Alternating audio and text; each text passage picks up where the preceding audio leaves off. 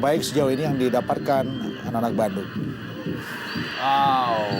Ya, cukup keras memang pelanggaran dari Maman Abdurrahman terhadap Franco Hita. Ya. Saya pikir pelanggaran ini tidak perlu dilakukan oleh Maman.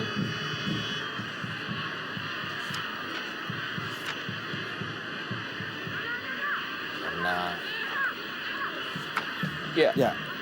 Kartu kuning bagi Maman Abdurrahman dan dipastikan akan absen di laga tandang berikutnya menghadapi Persija Jepara karena telah mengantongi 4 kartu kuning.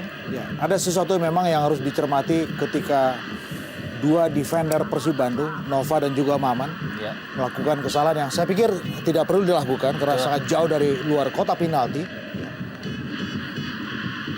Ini boleh jadi cermin dari, saya pikir lagi-lagi persoalan kejenuhan, Betul. kelelahan juga, Kelelahan. sehingga mereka Maman dan juga